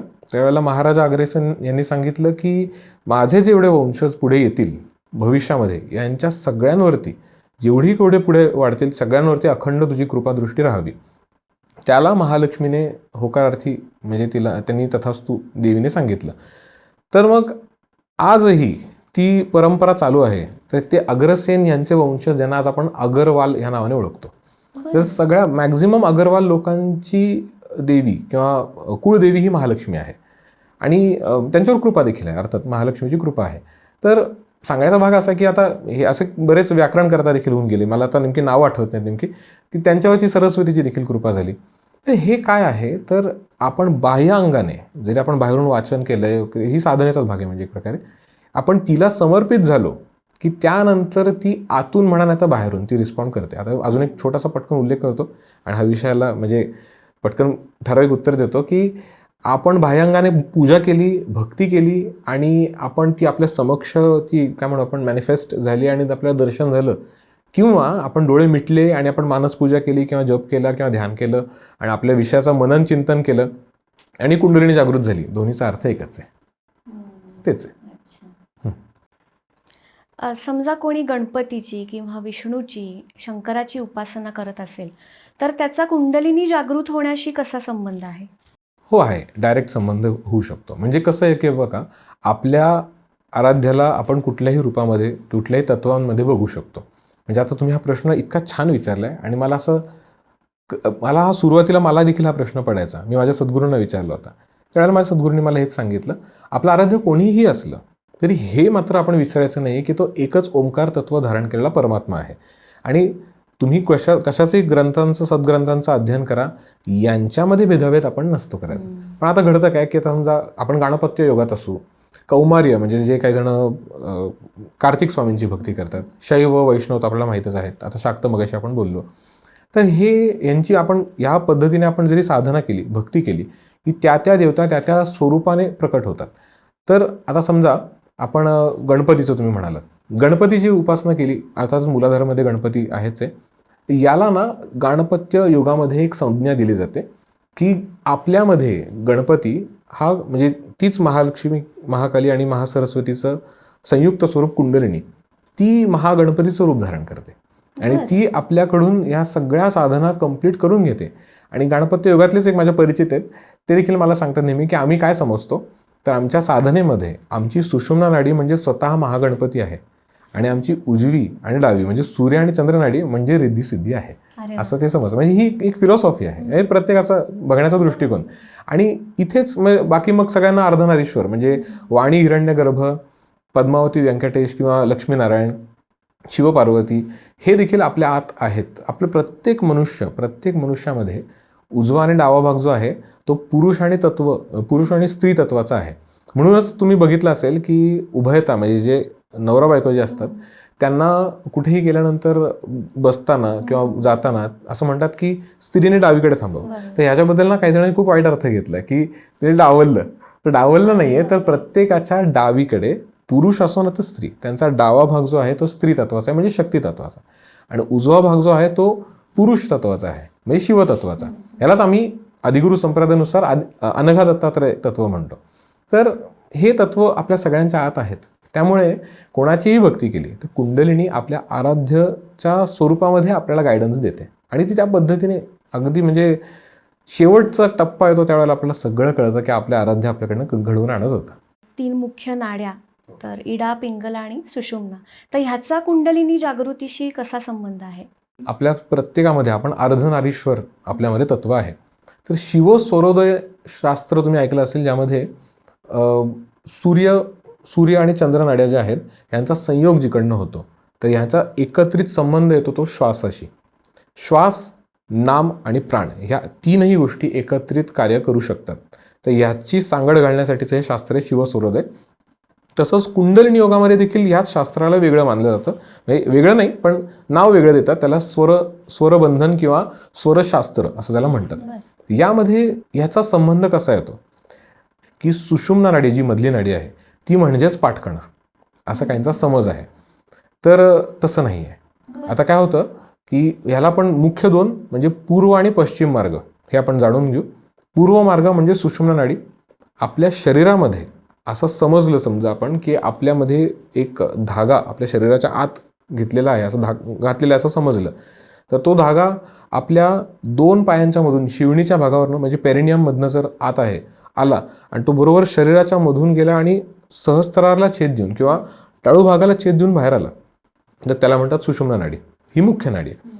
आणि याच्याच मागे आता पाठकणा आपला बॅकबोन जो आहे त्याचा शेप असा थोडासा जातो, आणि काही ठिकाणी तो इंटरसेक्ट होतो सुषुम्ना नाडीला तो स्पर्श करतो. तर हे झाले पूर्व आणि पश्चिम मार्ग. आणि आता तुमच्या प्रश्नाचं उत्तर की या बाकीच्या नाड्या म्हणजे उजवी आणि डावी म्हणजे इडा, पिंगला किंवा सूर्य आणि चंद्र नाडी यांचा देखील संबंध येतो. तर यांना म्हणतात सव्य, उपसव्य किंवा सव्य आणि वामचक्रीय योग. तर कुंडलिनी शास्त्रामध्ये, कुंडलिनी योगामध्ये ठराविक मंत्र, ठराविक स्वरामध्ये उच्चारण करणे. ठराविक स्वर म्हणजे नाडी, म्हणजे उजव्या स्वरामध्ये डाव्या स्वर, असं आम्ही कुंडलिनी योगमध्ये आम्ही तसं म्हणतो. उजवा स्वर म्हणजे सूर्यनाडी, डावा स्वर म्हणजे चंद्रनाडी. मग त्या स्वरामध्ये करण्यासाठी योगदंड धारण करतात. मग योगदंड धारण करून मग इथे किंवा इथे आपण योगदंड पाहिला असेल तर ठेवतात. मग वेळ असते, विशिष्ट वेळ, त्या वेळेला करणे. त्यावेळेला तसं जरी जमलं नाही, कारण योग मार्गात तेवढं प्रावीण्य नसेल, पण सद्गुरूच्या आदेशानुसार एखाद्या स्वरामध्ये आपल्याला उच्चारण मंत्राचं करायचं आहे किंवा श्वसन पद्धती करायची आहे, तर यावेळेला मग काही जण कापूस नाकात ठेवतात, इकडे ठेवतात किंवा इकडे ठेवतात, एकच नाडी चालू ठेवतात. मग आणि ह्यामध्ये हे खूप गहन आहे आणि हे गुप्त आहे, पण मी फक्त एवढंच सांगतो की अशा गोष्टी असतात. ह्या 3ही नाड्यांचा संबंध आहे. मुख्य सुषुम्ना नाडी आहे. कुंडलिनी जागृतीचे किती प्रकार असतात? ओके, कुंडलिनी जागृतीचे 3 मुख्य प्रकार आहेत. एक आहे प्राणकुंडलिनी, दुसरं चित्तकुंडलिनी आणि तिसरं पराकुंडलिनी. तर यालाच काही जण निम्न स्तर, मध्यम स्तर आणि उच्च स्तर असं म्हणतात. तर यामध्ये पण कसं होतं की जागृती कोणी केली आहे किंवा आपण स्वयं जागृती केली ह्यावर पण डिपेंड करतं. बऱ्याच जणांचं असं मत असतं की कुंडलिनी शक्ती ही केवळ सद्गुरूने जागृत करावी, पण असंही नाही आहे. म्हणजे कुंडलिनी शक्ती जर समजा तुम्ही स्वतःच्या साधनेने जागृत केली असेल तरी ती त्या पद्धतीने जाऊ शकते. आता तुम्ही बऱ्याच ठिकाणी असं पाहिलं असेल, ऐकलं देखील असेल की एक साधक आहे, तो बसलाय आणि त्याला काही लोक किंवा काही व्यक्ती त्याच्या भुवरमध्ये म्हणजे आज्ञाचक्राला स्पर्श करतात. असं तुम्ही पाहिलं असेल अंगठ्याने, किंवा असं देखील पाहिलं असेल की उजवा हात टाळू भागावर डोक्यावर ठेवलेला आहे, असंही पाहिलं असेल. तर याला म्हणतात स्पर्श शक्तिपात. तर हा स्पर्श शक्तिपात जो आहे ह्याची अवस्था आहे स्थूल अवस्था म्हणजे प्रथम अवस्था. तर ह्याची मॅक्झिमम शक्यता अशी असते की कुंडलिनी शक्ती ही तुमची प्राणकुंडलिनी म्हणजे जिथे आहे तिथले तिथे ती जागृत होणे. म्हणजे ह्यामध्ये घडतं काय, कुंडलिनी शक्ती आपण थोडं अजून टेक्निकली बोलू, उदाहरणांसहित सांगतो. कित्येकदा तुम्ही पाहिलं असेल की कीर्तन चालू आहे, भजन चालू आहे, किंवा कुठल्या तरी असं जागृत देवस्थान, यामध्ये पण देवस्थानांचे पण प्रकार सांगतो. जागृत देवस्थान की कुठल्या तरी देवतेने, अंश अवताराने, पूर्ण अवताराने, संतांनी असं कोणतरी त्या देवतांनी स्थापन केलेलं ती मूर्ती असेल, त्या विग्रहाला स्पर्श केलेला असतो, त्याचा एक वेगळा विशेषयोग घडतो तो.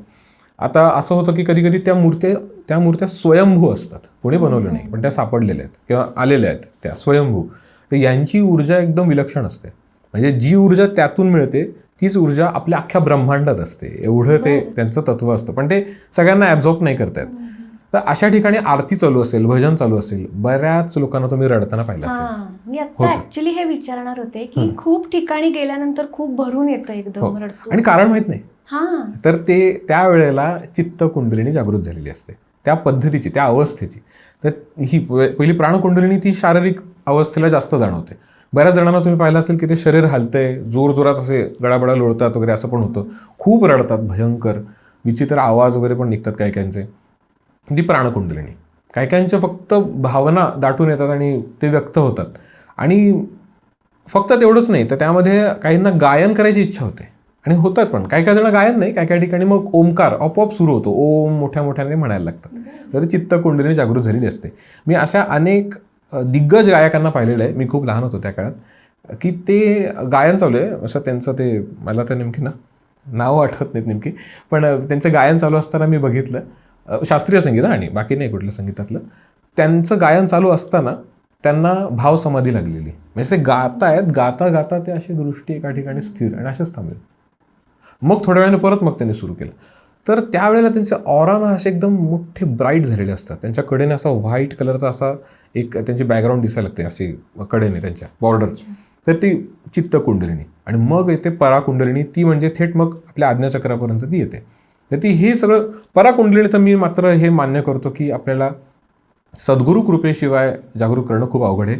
सद्गुरूने शक्तिपात दीक्षा देणं हे फार महत्त्वाचं आहे. शक्तिपात दोन अजून प्रकारचे, म्हणजे की काही जण शक्तिपात नुसता करतात, कुंडलिनी शक्ती जागृत करून सोडतील, हे तुम्ही तुमच्या पद्धतीने करायचं.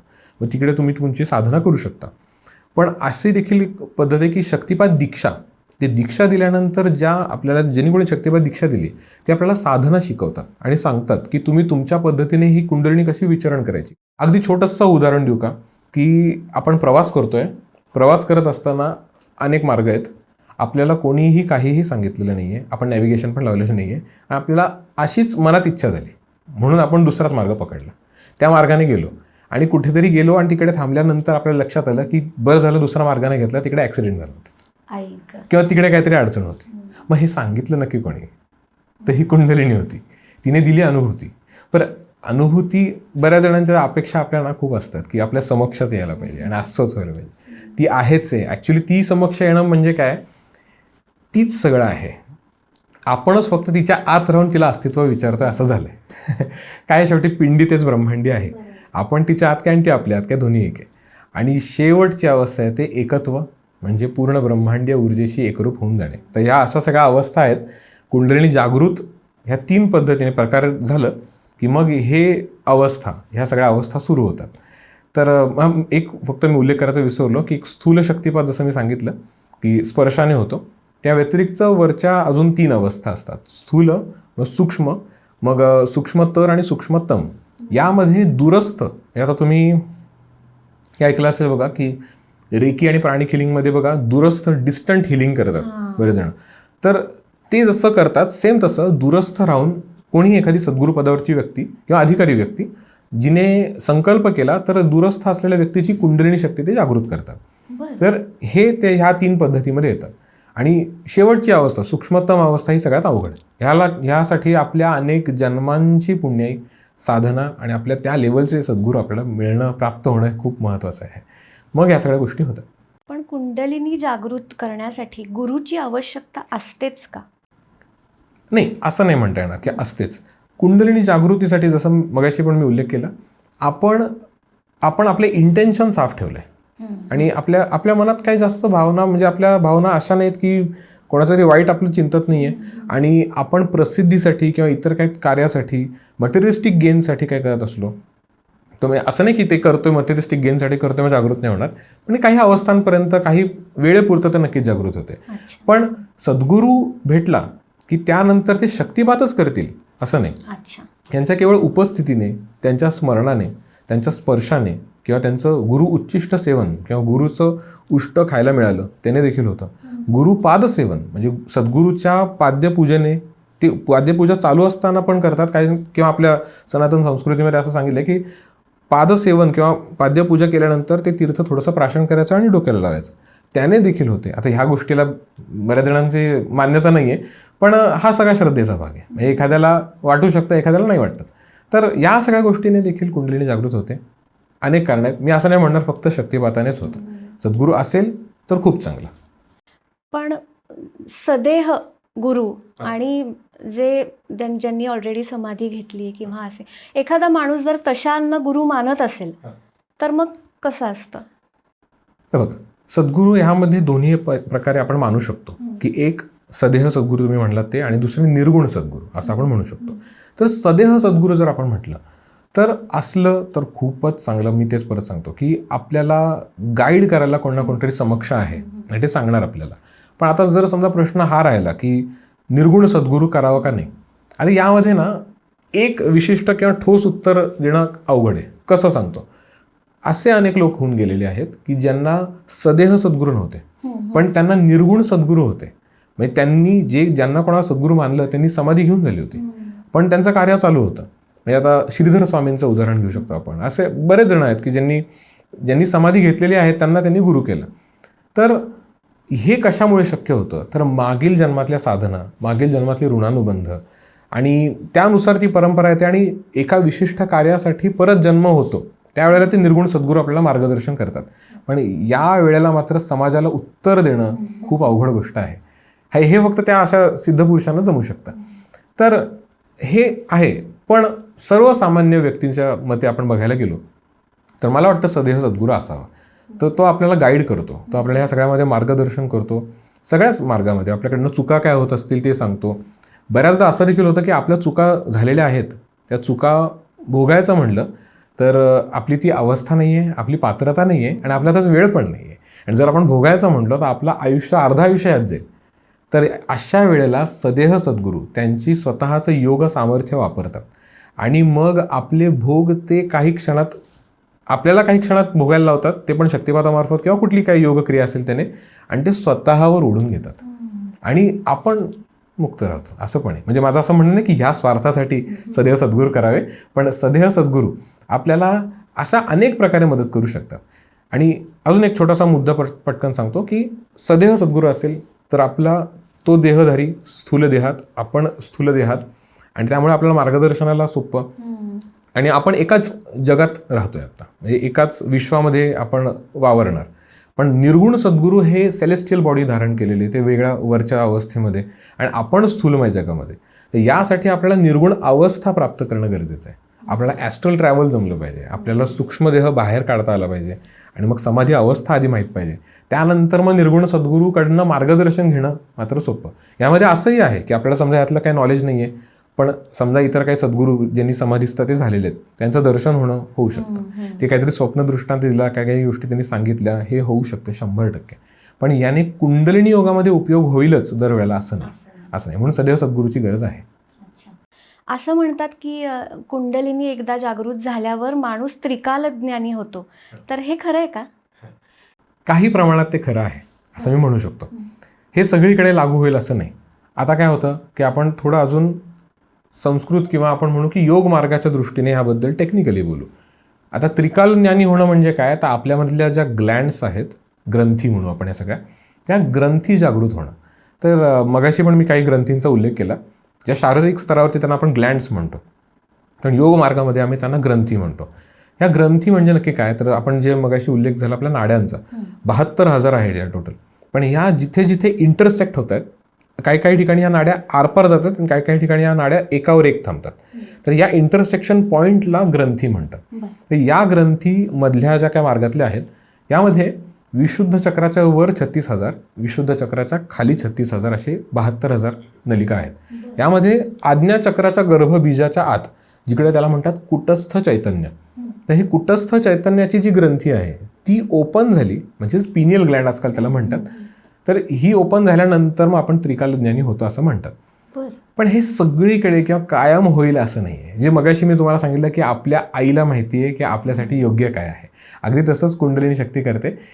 यामध्ये पार्शियल पण असतं की काही जणांचं असं होतं की त्यांना साधनेमध्ये त्यावेळेला ते त्रिकाल ज्ञान त्यांना होऊ शकतं, किंवा विशिष्ट तिथी किंवा विशिष्ट योग या वेळेला त्यांचं होऊ शकतं, काहींचं कॉन्स्टंट राहतं, असं पण होतं.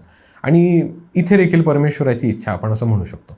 सगळ्यांनाच होतं असं नाही म्हणता येणार. कुंडलिनी जागृत करण्यासाठी लोक भक्तिमार्गाचा वापर करताना दिसतात, जप करतात, ध्यान करतात. पण एवढं सगळं करूनही ते खूप फ्रस्ट्रेटेड असतात कारण त्यांना रिझल्ट्स मिळत नाहीत. तर ह्या बाबतीत तुमचं काय मत आहे? माझी एक फिलॉसॉफी अशी सांगतो, हे म्हणजे माझी एकट्याची नाही, असं सगळ्या संतांनी सांगून झालेलं आहे की भक्तीमध्ये प्रेम हवं आहे, आणि जर भक्तीमध्ये व्यवहार घातला की अपेक्षा सुरू होतात. तर भक्तीमध्ये प्रेमच असायला पाहिजे. यामध्ये आपण असं म्हणू शकत नाही की मी करतोय म्हटल्यावर मला द्यायलाच पाहिजे. आपण ह्या बाबतीत क्लिअर राहायला पाहिजे मग आपल्या आराध्याशी, की मी हे ह्या कार्यासाठी करतोय, तर तुम्ही मला हे द्या. आता इथे काय प्रश्न येतो की जर आपण असं म्हटलो तर इथे आपला आराध्य किंवा जी कुठली ती देवता आहे विशिष्ट व्रतासाठी, साधनेसाठी, कुंडलिनी योग काय किंवा कुठल्याही योगासाठी, मी फक्त कुंडलिनी नाही पण इतरही कुठल्या योगामध्ये, तर ती देवता आपली परीक्षा घेते. ती म्हणजे तो स्त्री स्वरूप किंवा पुरुष स्वरूप कुठले असेल ते परीक्षांमध्ये आपल्याला पास झालं पाहिजे. तर यामध्ये परत आपण सोपं कसं जायचं, तर आपण म्हणायचं माझ्याकडनं घडवून आणा, माझ्याकडनं करून घ्या, असं आपण म्हणायचं. म्हणजे आपला कर्ताभाव संपला. कर्ताभाव संपल्यानंतर मग आपल्याकडनं ते घडवून आणतात. आणि आता परत राहिला तोच विषय की आपण व्यवहार करत असू तर मग त्यांनाही कुठे ना कुठेतरी हे जाणवणार की एक छोटंसं वाक्य आहे बघा सद्गुरू शंकर महाराजांचं, की मालक प्रिय का मालकांचे उपहार प्रिय, हा प्रश्न आहे. मालक म्हणजे परमात्मा श्री स्वामी समर्थ. तर मालक प्रिय म्हणजे परमात्मा श्री स्वामी समर्थ तुम्हाला प्रिय आहेत का त्यांचे उपहार हे प्रिय आहेत, हे तुम्ही ठरवा, असं ते म्हणतात. अर्थातच एवढं सांगूनही बरेच जण उपहार प्रिय म्हणतात, आणि त्यांना म्हणत जरी नसले, दाखवताना वेगळ्या दाखवत असले तरी ते आतून कुठे ना कुठेतरी उपहारांनाच जास्त प्राधान्य देतात. हाच प्रश्न आहे. तर शेवटी हाच प्रश्न आहे की तुम्ही नक्की कोणत्या संकल्पाने हे सगळं करताय. प्रकृती कोणावरही अन्याय करत नाही. अर्थात परत प्रकृती तीच कुंडलिनी जी आहे, पिंडी तेच ब्रह्मांडी, जिला आत आपण कुंडलिनी म्हणतो तीच बाहेर प्रकृती आहे.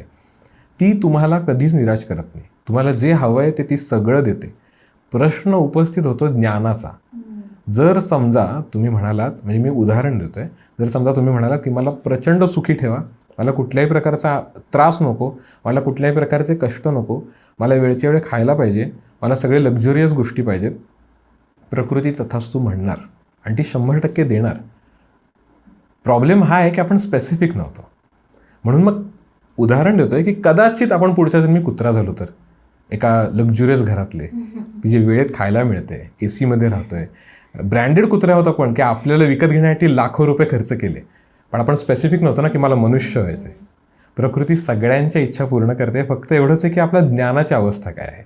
त्यामुळे माझं असं सांगणं आहे की या भांगडीतच पडू नये.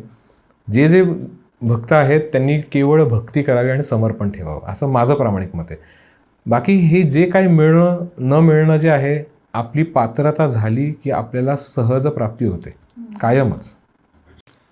पण मग असंही आपण ऐकतो की काही लोक म्हणतात मी खूप देवाचं करतो पण माझं काही बरं होत नाही. एखाद्याच्या आयुष्यात असंही होऊ शकतं की एखादी चांगली घटना घडते आणि साईड बाय साईड सायमल्टेनियसली वाईट पण काहीतरी घटना घडते, असं दोन्ही घडू शकतं. तर हे चालू असतंच, हे चालूच राहणार. पण आता यामध्ये आपण उपासनेने ह्याची तीव्रता मात्र नक्की कमी करू शकतो.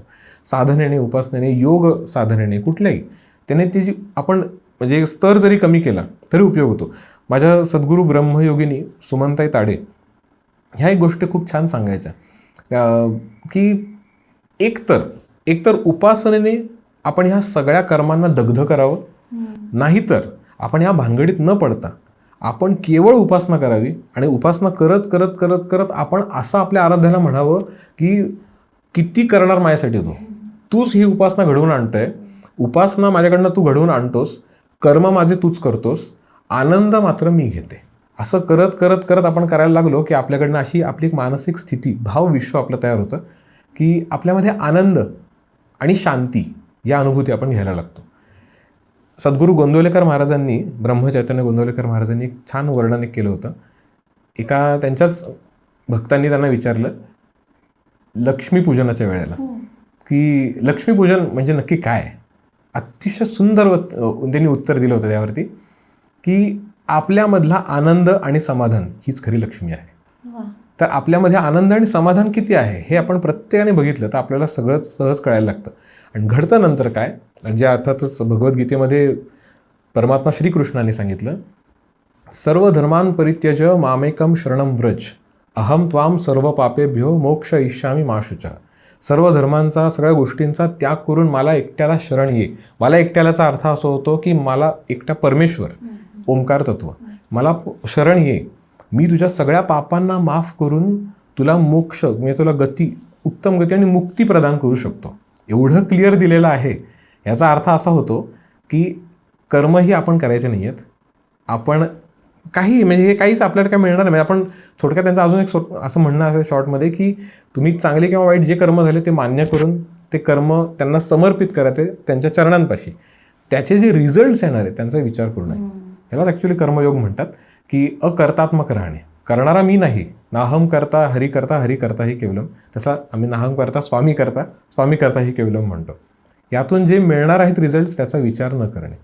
हा भाव जर असेल तर हळूहळू करत आपल्याला एकतर हवंय ते मिळतं किंवा आपल्याला आपण काहीतरी भोगतोय याचा विसर पडतो आणि परमानंद परमशांतीची प्रचंड अनुभूती घेतो की आपल्याला कोणीतरी आठवण करून दिली की तू अडचणीत आहे तरच आपल्याला कळेल, नाही तर कळणार नाही. दोन्ही अवस्था चांगल्या आहेत. सामान्य व्यक्ती साधनेने कुंडलिनी किंवा ही जी चक्र आहेत ही ॲक्टिवेट करू शकतो? हो, 100% करू शकतो.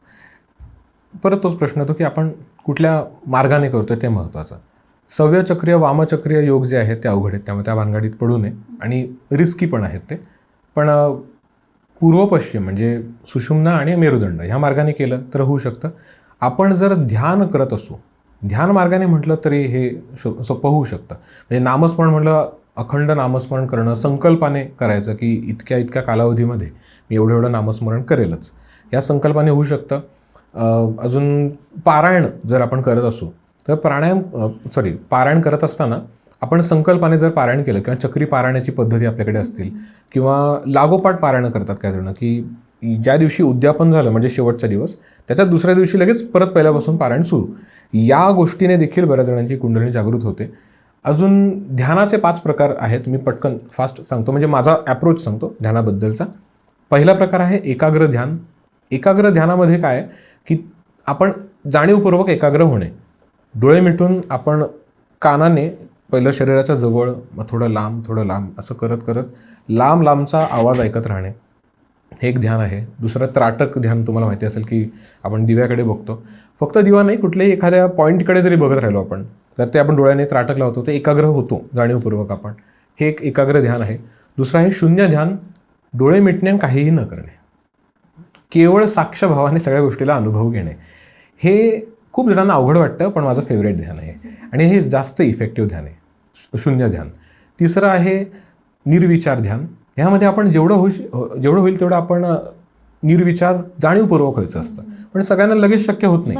तर मग अशा वेळेला ते माइंडफुल मेडिटेशन काय जण म्हणतात, मग की आपण चालता बोलता आपण फक्त श्वासावर लक्ष केंद्रित करणे, की श्वास कशा पद्धतीने येतोय जातोय. तर मग इथे एकच बेसिक चूक करतात लोक की ठरवून श्वास घेतात आणि ठरवून सोडतात. तर ते पण नाही करायचं आहे.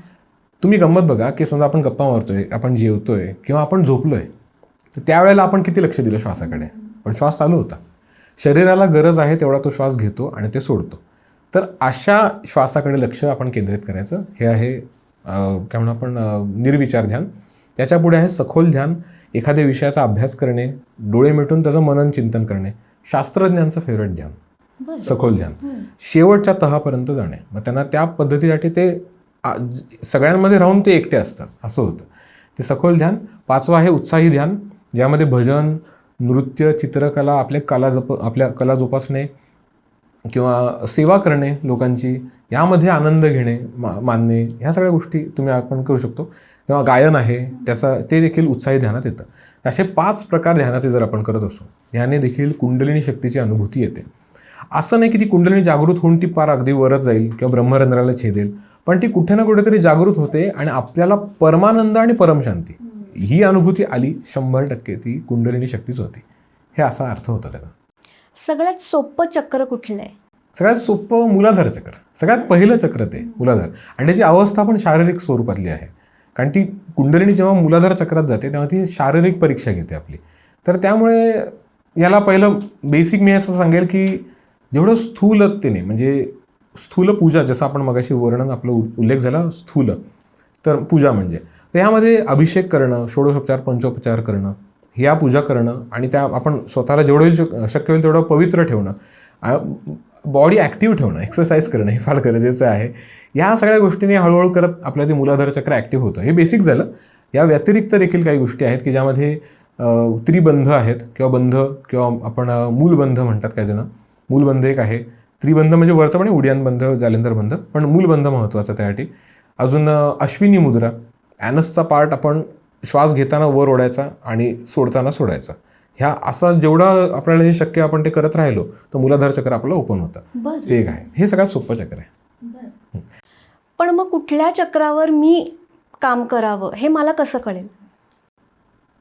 बघा, हा खूप पुढचा भाग झाला. म्हणजे हळूहळू करत जर बघा, आता आपण अभ्यास यामध्ये कसं करायचं आहे, कुंडलिनीच्या परीक्षेचा भाग सांगतो. कुंडलिनी जागृत झाल्यानंतर जसं मी सांगितलं की 7 अवस्थामधनं ती जाते, तर त्या शुद्धी अवस्थेमध्ये ती परीक्षा देखील घेते आणि आपली शुद्धी करते. त्यामध्ये ती प्रत्येक चक्रावर त्या लेवलने करते. म्हणजे काय, तर मूलाधारमध्ये शारीरिक परीक्षा, स्वाधिष्ठानमध्ये मानसिक, मणिपूरमध्ये बौद्धिक, अनाहतमध्ये चित्तस्वरूप, आणि मग विशुद्धीमध्ये अंतःकरणासंबंधित परीक्षा, आणि आज्ञाचक्रामध्ये अहंकार. ह्या परीक्षा, ह्या षट चक्रभेदन म्हणजे हे थोडक्यात काय की ह्या सगळ्याच्या परीक्षा होतात आणि मग आपण वर सरकतो. षट म्हणजे 6 चक्रांना भेदून मग ती वर सरकते. तर असं नाही म्हणू शकणार आपण की ह्या चक्रावर काम करायचं. म्हणजे आता मी उदाहरण देतो पटकन, की असे खूप लोक तुम्ही पाहिले असतील जे म्हणतील की तुमचं थर्ड आय चक्र आम्ही जागृत करून देऊ, ओपन करून देऊ, पण कुंडलिनी जागृत नसेल तर मग पुढे काय. तर काही प्रमाणात ते ओपन पण होतं. मी असं म्हणणार नाही की ते अजिबात होत नाही. काही प्रमाणात ते ओपन पण होतं. पण परत प्रॉब्लेम हा येतोय की मूळ आधार म्हणजे मूलाधार चक्र, तुम्हाला आधार ग्राउंडिंगला काही नाही आहे आणि वरचं ओपन केलं, फाउंडेशन नीट नसेल तर बिल्डिंग कशी टिकणार. तर हा एक परत मुद्दा येतो. तर त्यामुळे असं आपण म्हणू नाही शकत की कुठल्या चक्रावर काम करायचं. माझं असं प्रामाणिक मत आहे की जर समजा आपण बेसिक अशा काही साधना करायला लागलो, की जसं मी तन्मात्रा साधना सांगितलं की ज्या ओव्हरऑल कोणीही करू शकतं, ते करायला लागलो की हळूहळू आपल्या ऊर्जेत बदल होतो आणि त्या ऊर्जेशी एकरूप होणारे लोक, म्हणजे इक्विव्हॅलंट एनर्जी फ्रिक्वेन्सी असलेले लोक किंवा व्हायब्रेशन्स वाली असलेले लोक आपल्याला भेटतात आणि मग आपल्याला बरोबर हळूहळू करत मार्गदर्शन होतं. ते बरोबर होतं, पण इकडे फक्त आपण करता भाव नाही घ्यायचा. ते बरोबर होतं आपल्या. असंही आहे की साधना करतायत पण ओव्हर थिंकिंग किंवा चिडचिड हे काही जात नाही आहे. मग ह्याचा साधनेवर कसा किंवा साधनेचा ह्याच्यावर प्रभाव पडतो? भयंकर प्रभाव पडू शकतो म्हणू शकतो मी.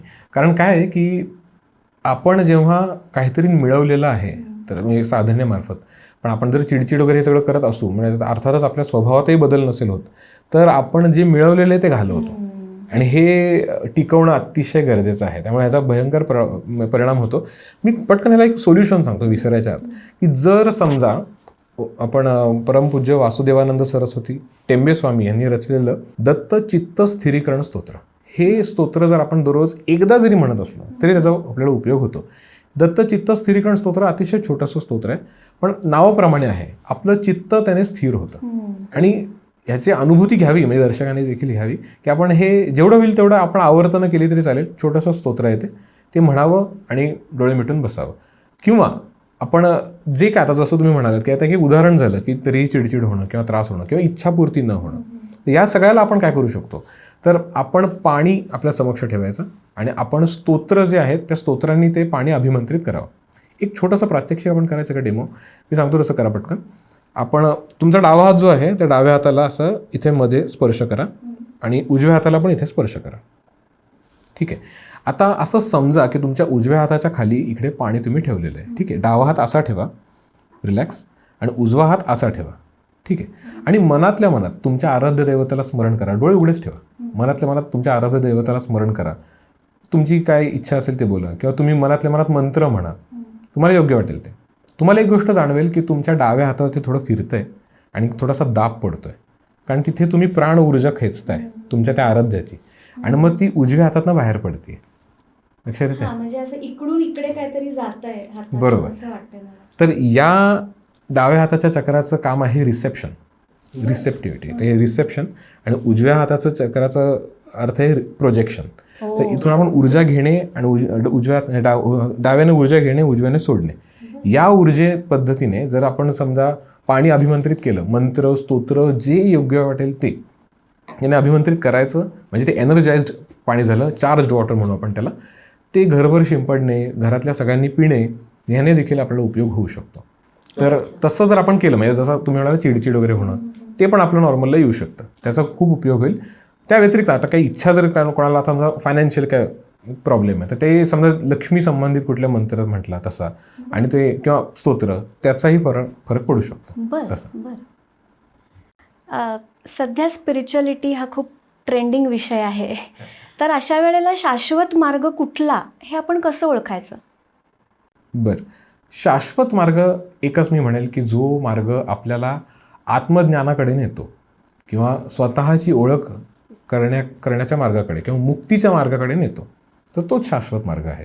यामध्ये असं देखील म्हणून चालणार नाही की आमचा संप्रदाय मोठा किंवा आमचीच गुरुपरंपरा मोठी, मग इतर लोक जे काय सांगतात ते सगळंच चुकीचं आणि मी सांगतो तेच बरोबर, असंही नाही म्हणावं.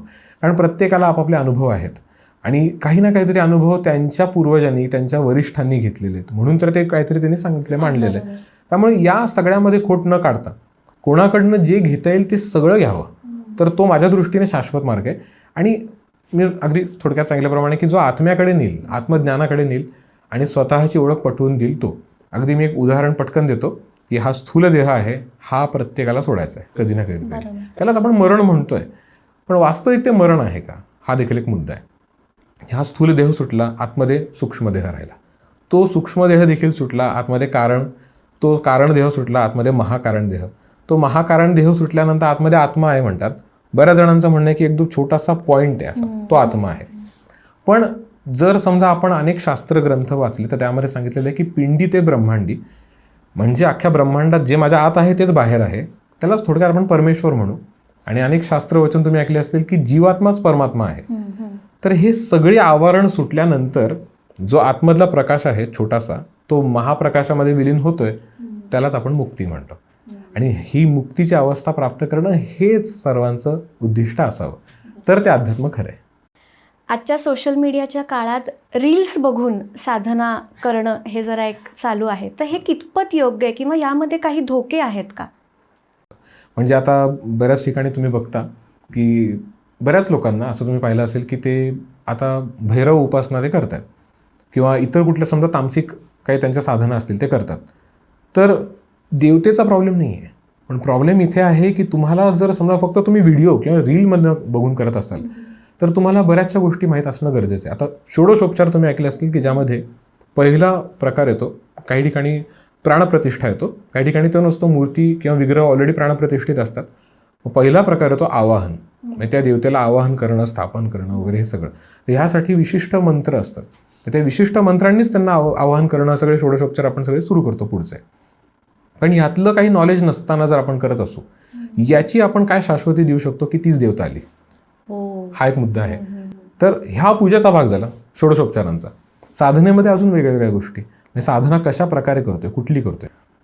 सेम गोष्ट मी माझ्या सदैव सद्गुरूंना विचारलं होतं की असं ऑनलाईन दीक्षा वगैरे आपल्याला मिळते का. तर ते म्हणाले की शक्तिपात होऊ शकतो, पण दीक्षा जर साधना शिकण्यासाठी असेल तर लांब राहून शिकूच नाही, समक्ष सद्गुरूच्या सानिध्यात शिकावं.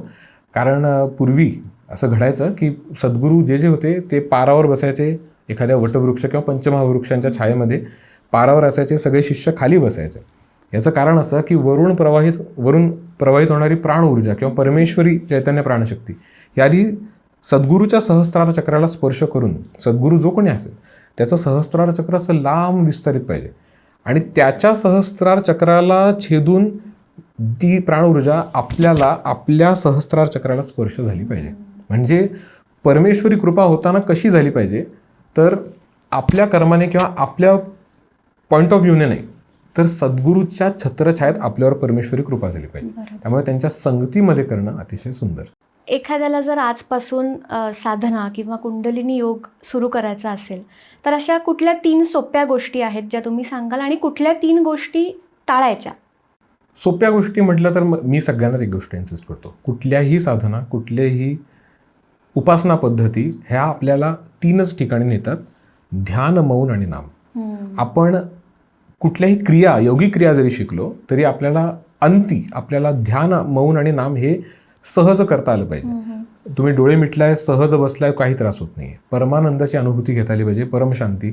मौन धरलंय तुम्ही समजा, तर मौन करताना, मौन म्हणजे लोकांना असं वाटतं की तोंड बंद ठेवून आपण हातवारे करून दमशिराजने बोलू शकतो. तर तसं नाही, संकल्पित मौन पाहिजे की ह्या कालावधीत मी बोलणार नाही, म्हणजे मी व्यक्त होणार नाही, म्हणजे मी इंद्रिय संयम करणार. व्रत, मौन हे व्रत आहे. व्रत म्हणजे इंद्रिय संयम, ते करेल. आणि नामस्मरण करताना जेवढं शक्य होईल तेवढं आपण अंतर्मुख व्हायचं, म्हणजे डोळे मिटून नामस्मरण माळेवर करणं फार चांगलं. तर हे आपल्याला जेवढं जास्त करता येईल तेवढं चांगलं. त्याने आपल्याला ह्याचा सगळ्यांनाच उपयोग होतो. म्हणजे हा शेवटही आहे आणि ह्या सुरुवातही असं म्हटलं तरी चालेल, 0 = 360 डिग्री. तर ह्याचा आपल्याला उपयोग होऊ शकतो. आणि या व्यतिरिक्त मी अजून एक काय सांगू इच्छितो की कुंडलिनी योगात डिरेक्टली उपयोग होण्यासाठी एक म्हणजे जी स्वतः कुंडलिनी आहे तिचं स्तोत्र आहे, कुंडलिनी स्तोत्र. माझ्या आवाजात देखील यूट्यूबवरती एक आहे, आम्ही प्रदर्शित केलेलं आहे. तर ते स्तोत्र जेवढं शक्य होईल तेवढं ऑडिओ ऐकू शकता किंवा तुम्ही म्हणूही शकता. प्राणतोषिणी तंत्र जे होतं त्याच्यामध्ये त्या उल्लेख येतो कुंडलिनी स्तोत्राचा. ते ऐकावं, म्हणावं, त्याचं एक आहे. आणि दत्तात्रयांचं अष्टचक्र बीज नावाचं एक स्तोत्र आहे, ज्यामध्ये 7 चक्रांमध्ये दत्तात्रयांच्या स्थानांबद्दलचा उल्लेख आहे, पाकळ्यांसहित वगैरे. त्याबद्दल देखील मी पण ते रेकॉर्ड करायचं चाललंय माझं अजून. ते झालं.